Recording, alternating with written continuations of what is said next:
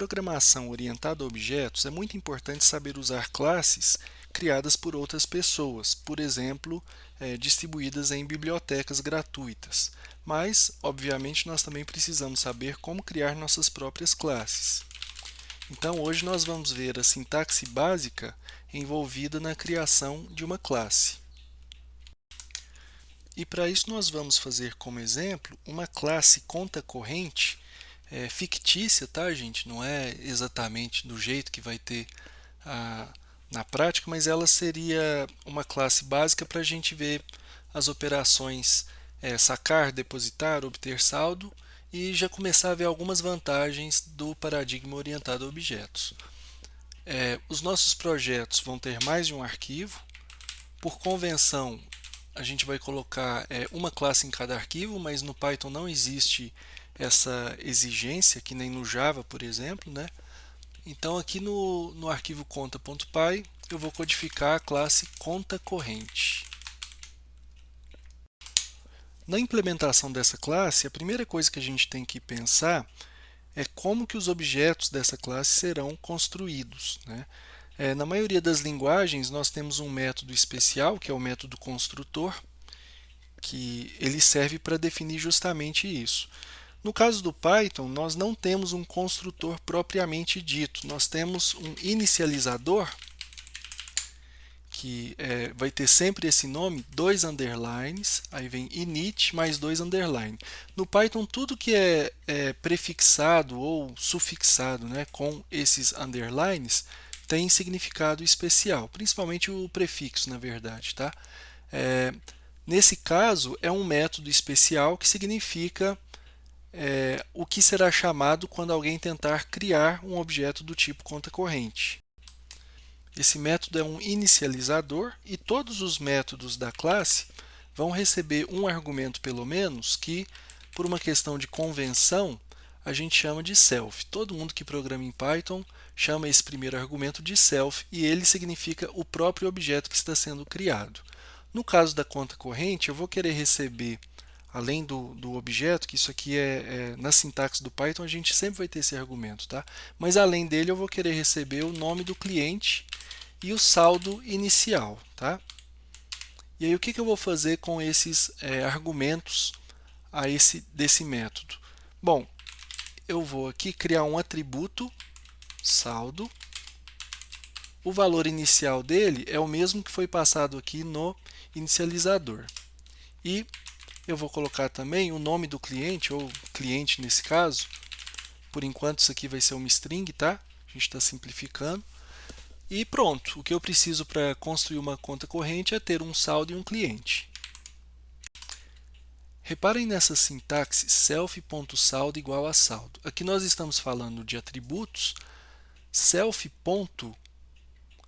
Essa aqui é a sintaxe básica para eu acessar ou um atributo ou um método desta própria classe, ou deste próprio objeto, vamos falar assim. No caso, eu estou criando aqui um atributo saldo, né? E o valor inicial dele é o que foi passado aqui no argumento. Então, saldo é uma coisa, self.saldo é outra coisa.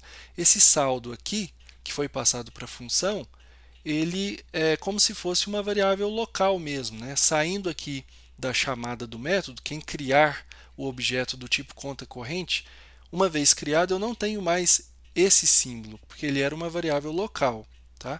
Só que esses símbolos self. Eles ficam armazenados no objeto, é o estado do objeto, tá, pessoal? Então, o que nós vamos manipular, na verdade, são esses atributos. Os métodos eles fazem várias coisas e eles podem acarretar numa mudança de estado do objeto, que é alterar o valor desses atributos segundo alguma política, que é onde a gente vai chegar daqui a pouco. Nesse nosso exemplo de hoje, nós não vamos autorizar uma operação de saque que implicaria no saldo ficar negativo, tá? Bom, agora vamos ver como definir outro método além do método de inicialização. Vamos usar novamente a palavra reservada def, e aqui eu vou fazer o método depositar. Todos os métodos recebem esse primeiro argumento self, com exceção de métodos estáticos que nós vamos ver mais adiante no curso. Então, o depositário ele vai receber aqui o objeto e o valor a ser depositado. Também é uma variável local. O que nós vamos fazer? No caso de depósito, não existe nenhum bloqueio. A gente vai apenas incrementar o saldo de acordo com o valor que foi depositado. Nós podemos começar a implementação da função sacar de uma forma muito parecida. Se eu simplesmente subtrair do saldo o valor que foi sacado, aqui eu não vejo tanta vantagem em usar a orientação ao objeto. Bastaria então eu ter um valor que todo mundo manipula da forma que bem entender, né? E aí eu estou perdendo todas as vantagens da orientação ao objeto. A primeira coisa que a gente vai fazer aqui é permitir que essa operação ocorra com sucesso apenas se isso não resultar num saldo negativo. Então, o que eu vou fazer aqui? Vou calcular o novo valor, que é self.saldo menos esse valor a ser sacado, e vou verificar. Se o novo valor for menor que zero, nós vamos retornar aqui falso, indicando para quem chamou esse método sacar, né, que a operação não foi realizada. E caso contrário, o que nós vamos fazer? Não preciso do else aqui, porque eu já tenho return. Eu vou decrementar o saldo, de acordo com o valor que foi sacado, e retornar true, né, retornar verdadeiro, indicando que a operação foi realizada com sucesso. Pronto. Essa classe ela está encapsulando o saldo, a ideia final é essa, tá, pessoal? Para que essas operações de saque e depósito ocorram sempre seguindo a lógica de negócio, nunca resultando num estado inválido para o nosso modelo. Nós ainda não atingimos esse objetivo porque esses atributos que nós criamos aqui no inicializador são públicos. Isso significa que quem usar essa classe consegue acessar o saldo e o cliente diretamente, né? Isso não é muito desejável nesse caso, então ao longo dessa aula a gente vai adaptar essa classe para que no final nós tenhamos o encapsulamento. E para encerrar essa primeira versão da nossa classe conta corrente, nós vamos implementar um método chamado obterSaldo, que não recebe nada além da referência ao próprio objeto e retorna self.saldo, retorna o valor desse atributo no momento da chamada à função, né, ou a chamada ao método, propriamente dito. Bom, aqui tem um detalhe importante, que é o seguinte: o que é retornado não é uma direção para chegar nesse atributo saldo, é uma cópia do saldo naquele momento. Então, se alguém chama esse método obterSaldo, obtém lá um valor, por exemplo, igual a 100, ele pode até fazer conta com esse 100, né? Chegar lá, somar 10 unidades e ir para 110, mas esse objeto conta corrente continua com um saldo igual a 100. Esse return aqui, ele não retorna uma referência para quem chamou poder manipular esse atributo do objeto. Não, ele retorna uma cópia, tá, pessoal? Então, na realidade, o saldo só será alterado mediante essas funções, né, esses métodos depositar e sacar. Bom, nós ainda vamos melhorar algumas coisas nessa implementação, mas por enquanto vamos testar dessa forma, criando um outro arquivo. Vamos chamar esse arquivo de main.py e, por convenção, aqui será o ponto de entrada do programa. Então, o arquivo que será efetivamente executado como ponto de partida é o arquivo main. Conta.py, aos olhos do arquivo main.py, é um módulo. É um arquivo com a extensão .py que se encontra no mesmo diretório de execução aqui, tá? Então, nós precisamos importar esse módulo conta, que nem nós fazíamos, por exemplo, com os módulos built-in do Python. Por exemplo, para importar bibliotecas, funções matemáticas. Na ocasião de importação da função de raiz quadrada, nós comentamos sobre a possibilidade de usar a sintaxe from módulo import. Então a gente poderia escrever from math import sqrt para importar exclusivamente a raiz quadrada. A gente pode usar essa mesma sintaxe aqui. Então, lá no módulo conta, que atualmente tem a classe conta corrente, mas poderia ter outras classes, outros símbolos a serem importados, lá desse módulo, por favor, importe conta corrente. E o programa que nós estamos fazendo, na realidade, é apenas uma pequena rotina para testar essa classe conta corrente. Então, nós vamos criar uma variável chamada conta1, né? E ela recebe conta corrente, abre parênteses, eu tenho que passar o cliente e o saldo. Posso passar como cliente fulano e como saldo inicial R$100. Um detalhe, pessoal, é que para não precisar memorizar a ordem dos argumentos, sobretudo quando você não tem esse recurso dos ambientes de desenvolvimento integrado, é possível você especificar nominalmente os valores dos argumentos. Então, conta corrente, abre parênteses, cliente é igual a fulano, saldo é igual a 100. Nesse caso, eu poderia, por exemplo, colocar o saldo primeiro. Saldo igual a 100, cliente igual a fulano, para não precisar seguir a ordem, né, de definição lá. Eu vou dar um zoom aqui um pouco, para a gente poder ver melhor. Bom, agora que eu tenho uma conta corrente, né, uma variável do tipo conta corrente, o estado inicial dela é esse, eu vou fazer uma operação de depósito, vou depositar R$150, depois eu vou fazer um saque, sacar, vou sacar R$100, nesse momento a gente vai imprimir aqui o saldo da conta é conta1.obter saldo, é um método, então por isso os parênteses aqui, né? E agora nós vamos fazer o seguinte, na realidade eu vou colocar aqui um resultado, a gente vai tentar sacar R$100, se o resultado der certo, eu vou imprimir esse novo saldo da conta, caso contrário eu imprimo, não é possível sacar esse valor. Bem simples mesmo, tá, gente? E agora a gente vai repetir esse processo, tá? Nós podemos, inclusive, deixar isso numa função tentar sacar, que ela recebe a conta e o valor. Então, vamos passar isso aqui lá para cima. Eu não preciso criar essa variável resultado se o objetivo for só esse, né? Eu posso... bom, aqui é conta, aqui é o valor, e aqui eu já posso colocar o resultado da chamada ao método com uma condição do if, porque esse método retorna verdadeiro ou falso. Então, se ele consegue sacar daquela conta aquele valor, eu vou colocar a operação realizada com sucesso. Só isso. Caso contrário, não é possível sacar esse valor. Tá. Eu vou usar essa função utilitária aqui, ó, tentar sacar, e a gente vai tentar sacar R$100 e vamos imprimir agora sim o saldo da conta. Saldo da conta.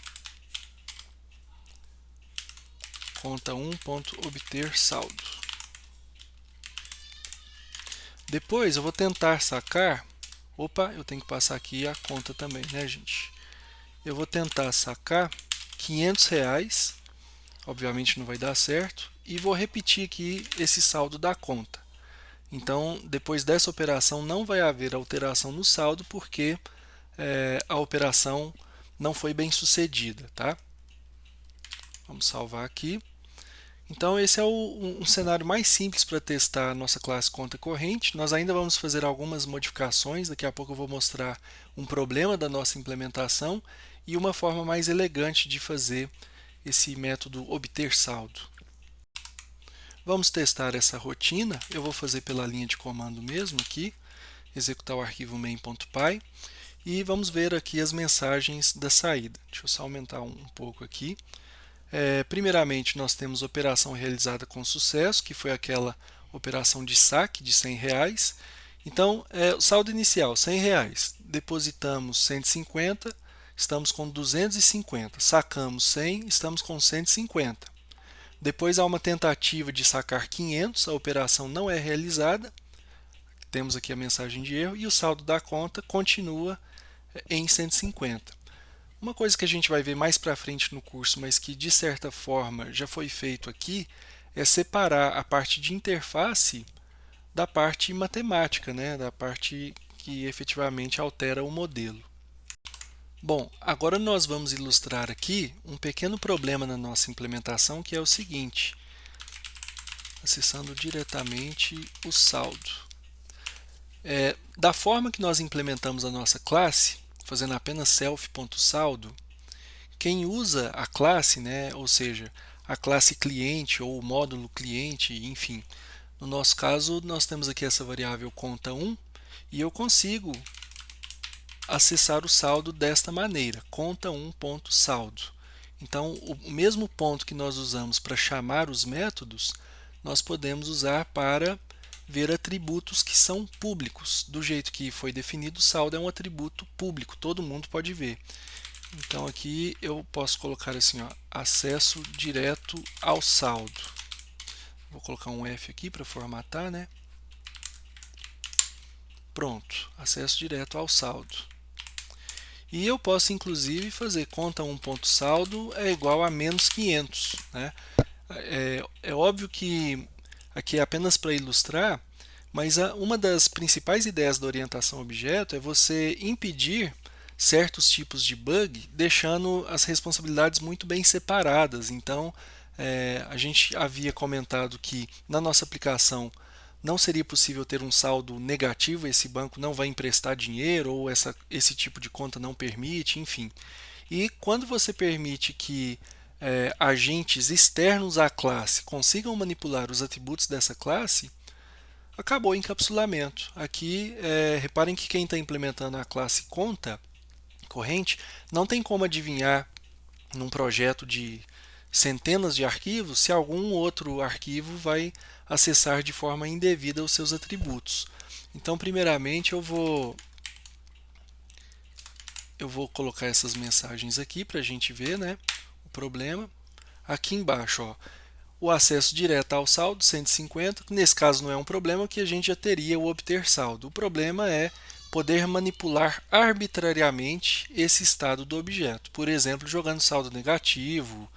E outra, eu poderia incrementar aquelas funções sacar e depositar para registrar num log de operações, tal data, tal hora, foi efetuado um saque de tantos reais, né? Tem vários benefícios em você centralizar essas operações, né?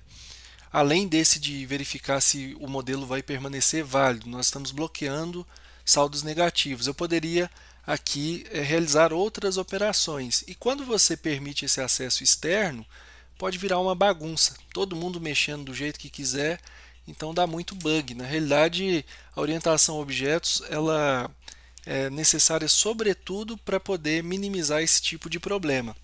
É uma forma diferente de abstrair do que o clássico usando apenas variáveis, loops e estruturas de controle, mas além de ser uma forma diferente de abstração, ela ajuda a prevenir certos problemas, tá?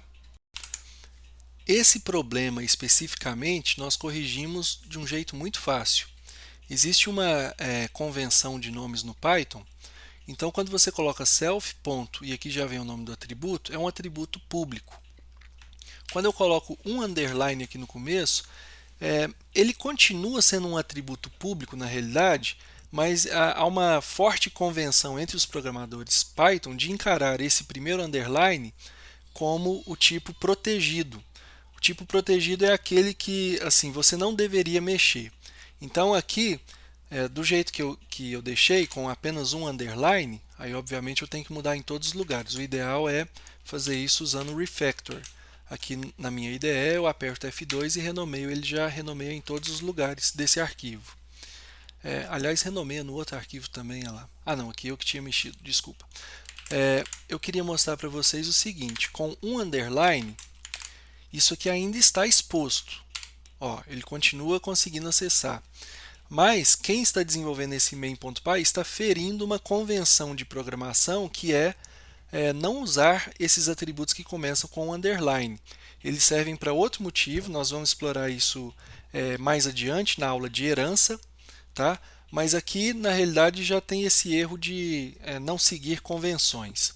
Agora, se você quiser efetivamente bloquear isso para agentes externos não poderem mexer, pelo menos não de uma forma fácil, é só você colocar mais um underline. Então, esses dois underlines, aí sim eu tenho um atributo privado, um atributo que apenas essa classe toma conta dele. Tá? Fora desse arquivo, fora dessa classe, vamos dizer assim, você não consegue acessar esse atributo diretamente, apenas passando pelos métodos que a classe oferece. Aqui eu tenho o método obter saldo, né? Retorna uma cópia lá do valor, mas eu não tenho o método atribuir saldo, eu tenho sacar e depositar, que seguem uma lógica, não deixar o saldo ficar negativo. Né? Eu poderia ter um atributo que por algum motivo ele é só escrita ou outro que é só leitura, enfim. Agora, o que a gente vai fazer? Eu vou repetir esse exemplo aqui tentando acessar esse atributo com dois underlines. Reparem que ele fala assim, ó, conta corrente não tem um atributo underline, underline saldo.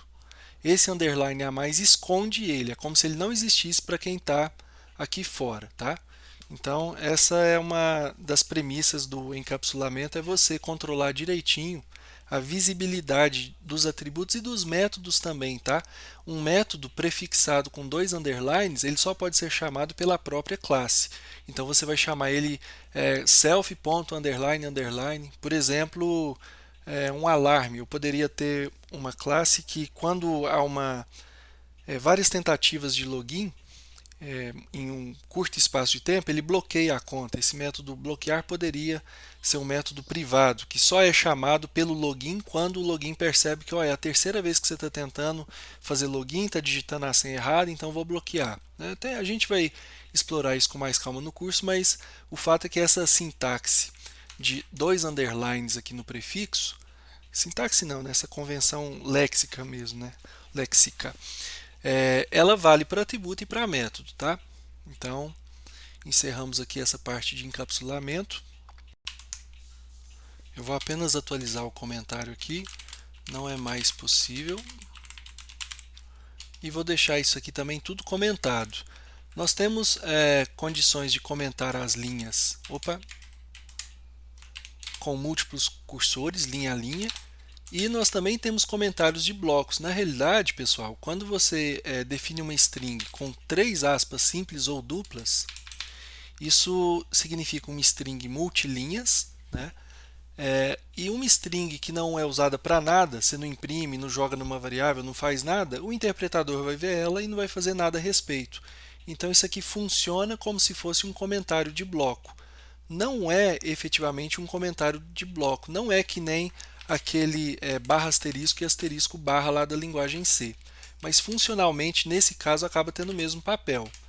Agora, se eu colocar um print aqui, aí é outra história. Ele vai imprimir isso aqui desse jeitinho, tá?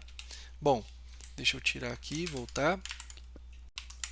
A mudança que eu fiz no nome do atributo, aqui na classe conta, que começou chamando self.saldo e agora está self.underline, underline saldo, ela não impactou em nada esse trecho de código que a gente tinha aqui. Porque aqui eu uso os métodos obter saldo, sacar, depositar, né? Então nada disso foi afetado pelo nome daquele atributo, né? Fora desse arquivo aqui. Agora nós vamos fazer uma modificação que vai afetar quem usava a classe também, tá?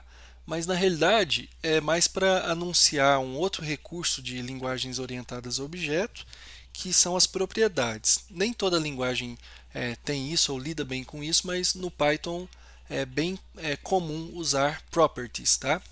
Então primeiro a gente vai ver a sintaxe, depois vamos ver o que isso representa, tá? A forma correta de expor um atributo de uma classe, um atributo somente leitura, é usando uma propriedade.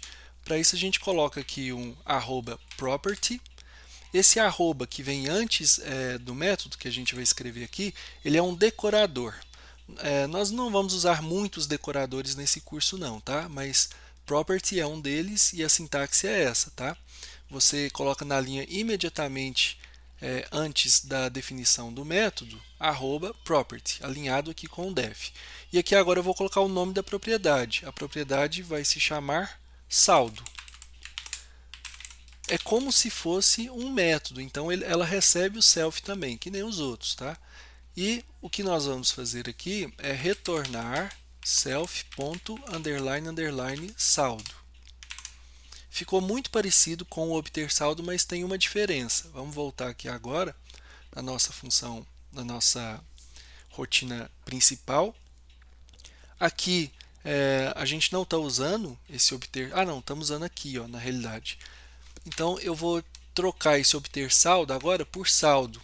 Só que como é uma property, não é um método, eu não preciso abrir e fechar parênteses. É como se fosse um atributo, tá, pessoal? Não é a mesma coisa, não.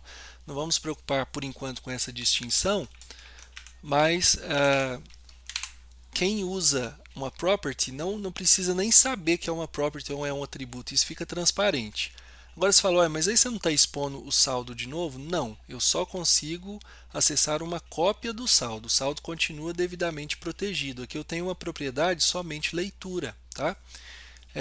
Inclusive, agora nós vamos repetir esse trecho aqui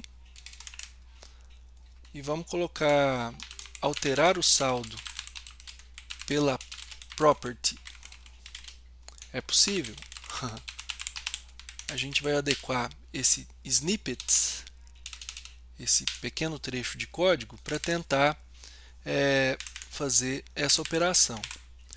Esse acesso direto é possível porque nós estamos inclusive usando ele aqui acima. Agora, será que pela property eu conseguiria jogar o valor menos 500 para o saldo? Vamos ver. Repare que aqui eu tenho um erro do tipo attribute error, can't set attribute. Eu não posso setar, eu não posso atribuir nesse atributo. Ele está tentando atribuir numa propriedade que é somente leitura. Então, nós não ferimos aquela ideia do encapsulamento. A modificação do saldo desse objeto continua sujeita a essas regras, que nós impomos. E assim nós encerramos, então, a aula de hoje.